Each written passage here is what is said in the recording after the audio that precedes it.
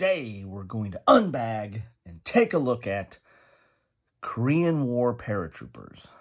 This is a game that is in Strategy and Tactics number 321, which published March through April 2020. This is the game edition, of course, so what I'll do is get into this magazine. It's a war game magazine that will have articles, history. We'll have an article dedicated to Korean War Paratroopers and a game on Korean War Paratroopers, which will include rules, a counter sheet, and a map.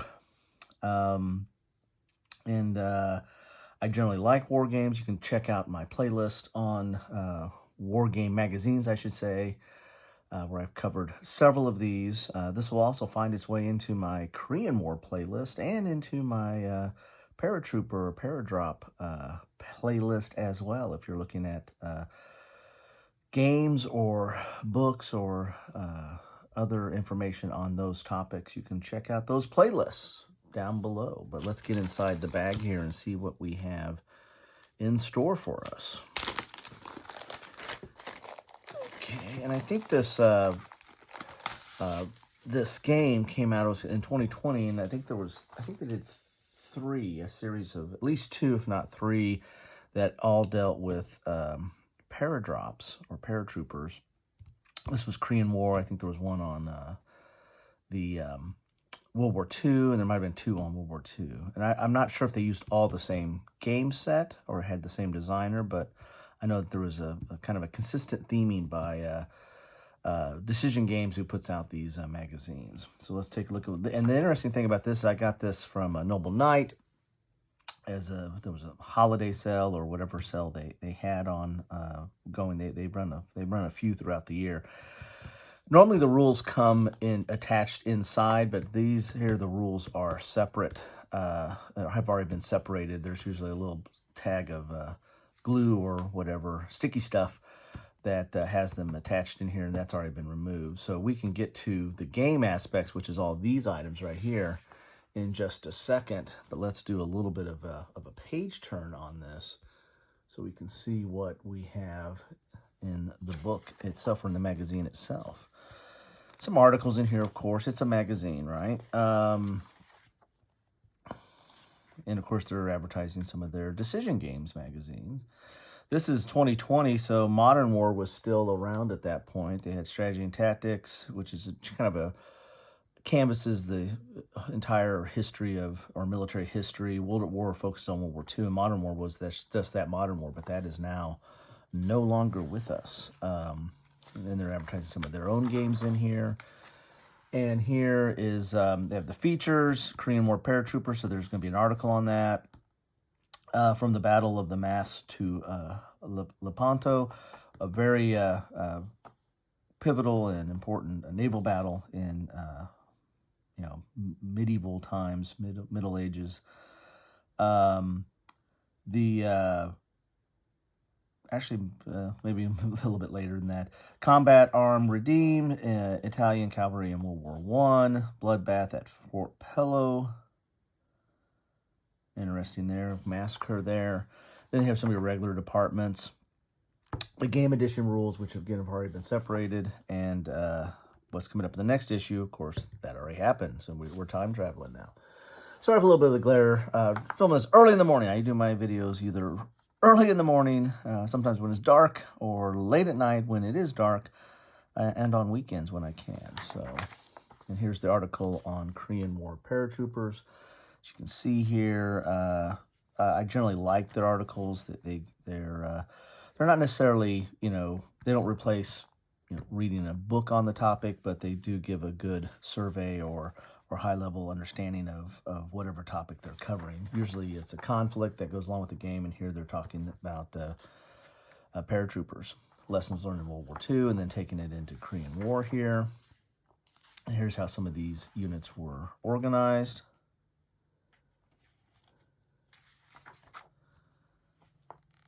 You got Drop Zone William, Drop Zone Easy here. And these might be reflected in the actual game. Here is, and we talk a lot about, there's a lot of games on it, on paradrops in World War II. from Normandy and D-Day and the like, but sorry, Normandy, D-Day, and the Battle of Market Garden, Operation Market Garden, and the like, but not a lot on Korean. So this is something that kind of piqued my interest, is how much of how much of this was utilized in the Korean War, and how they did it. And as with any article in a Decision Games magazine, or in this case, Strategy and Tactics, is the a lot of maps, and I always like the maps, being a map person. Here's the part where they took out the, I guess, part of the article that was in here. The back side of this probably had the rules attached to it, which have already been removed.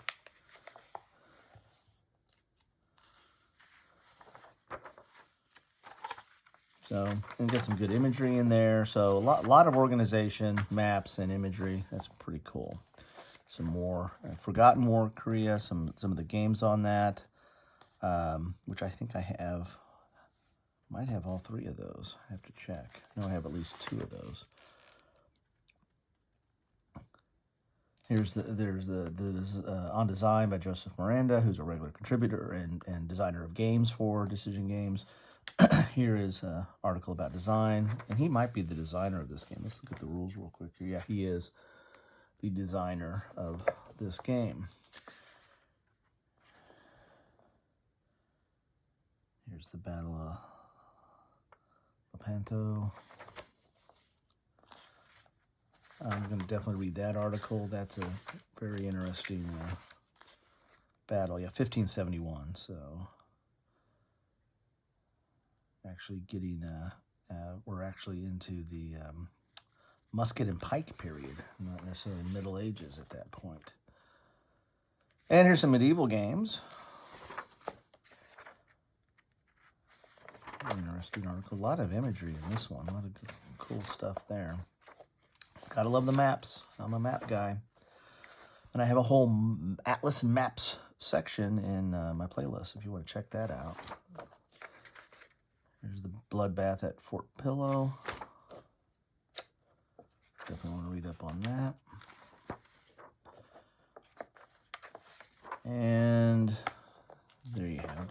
Just doing a quick page through. They have some of the regular departments and articles in here if you want to get into that. I always find these pretty interesting. A lot of history. This isn't. There's articles about games, but they really don't talk about the games. They talk about the history and then include a game. That's kind of what Strategy and Tactics does. But enough of that. Let's look at the game itself. Here are the rules, which are 16 pages, which is standard for the rules that come in Decision Games offerings, or in their magazine games, I should say. It's going to be dual column, full color, case system, a lot of imagery here. So you can, diagrams showing the counters here and explaining all the notations on that. So we have command points is one of the mechanisms in this game here.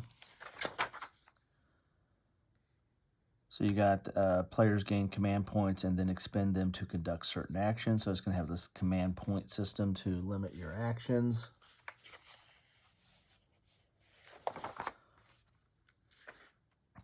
Drop zones and airdrops, stacking, zones of control, ground movement, combat. You got night attack here listed as well. Naval gunfire, or airstrikes and naval gunfire, retreat after combat, unit status and regrouping and reinforcements. Then we get into some special units, demolition, roadblocks, and victory conditions, and optional rules here at the very back. Then we're going to get into some scenarios here. So we have a scenario here, air assault in Sushan. That's there was a map of that in the magazine. We got Operation Tomahawk. So you got 2 scenarios in here, so at least. Okay, so there's the rules, and again, they're already pre-separated for me. Let's take a look at the counters here. Oh, geez, just picking up those counters. I was starting to pop them out. So that is something that is evolved over time. A lot of times the magazine counters were really, really nibby. You poke them out and they just... they're really rough. Their counters now they're not necessarily thicker. I mean, they're still relatively thin, but they come out a lot cleaner and not as nibby. And if you're a clipper, you'll definitely clip them. But, you know, for ones that are either not clippers or occasional clippers like myself, then probably don't need to. So there's the counters. And they are double-sided. I gotta be careful with these because they're gonna come out right away. So if any of you have played this game, I'd love to hear your thoughts on how it plays, and if it is related to those. Again, there was like 2 or 3 games that came out around the same time through the different magazines that covered Paradrops. So I'd love to know what you think about any of those games as well. I'll have to look it up and see if they use the same system or not. So there, I got to do a little up periscope here to get a better look at the map here. And the glare is really bad, so I might have to, sorry about that. In fact, I might try to do something to help the glare. All right, that's a little bit better. Maybe. So you've got, so the map is interesting. This is, it flips. So this is one side of the map. And, you know, text being able to be read from this side with your holding boxes, your command points, your combat results tables. And that's something that's very typical of magazine games, is putting as many of the charts as possible on the board itself, so that you can, you know, so you don't have to, you're not going to have player aids in a magazine, right? You're just not going to, or they're not going to be any heft. They'll just be pieces of paper. So the older magazines used to put all the charts inside the magazine itself, and so you'd have to like pull those out and or copy them and what have you. But now they try to put a lot of the charts and key tables that you need here on the map itself. So this is the Shushan, I'm probably mispronouncing that. So scenario. So there's your map, not a huge map, but you have all your charts right here. And then here's Operation Tomahawk, which is a little bit different. I don't think I've seen this as often done by magazine games, where they split it and flip it. So so if you want to play this game, you're just looking at it on this side here. And again, it has all its charts and tables and tracks and your train effects chart all right here. Now, I think this train effects chart is probably the same, would apply to this map as well. So that'd be a little interesting when you're trying to play this, to see that. You're going to be looking at that upside down when you're playing that game. But there you have it. Going a little bit closer on some of the maps here. Let's see what we got here. And yeah.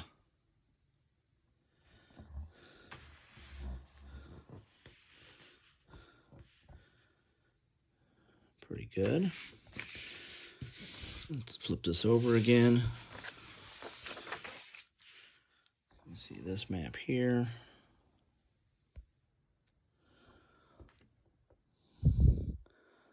Primarily, you have rough terrain, rice paddy, and water bodies, and rivers with some bridges and roads. So there you have it. So that is what you get in the magazine. Ooh. Look at that. Of Korean War Paratroopers. Put all the rules here. Right there is the magazine. that is what you get in the magazine. This looks interesting. Again, I like to see how it compares to the other games that came out with similar topics at this time. But love to know your thoughts on it. What do you think about this or any of the other games? Anyway, thanks all. Take care.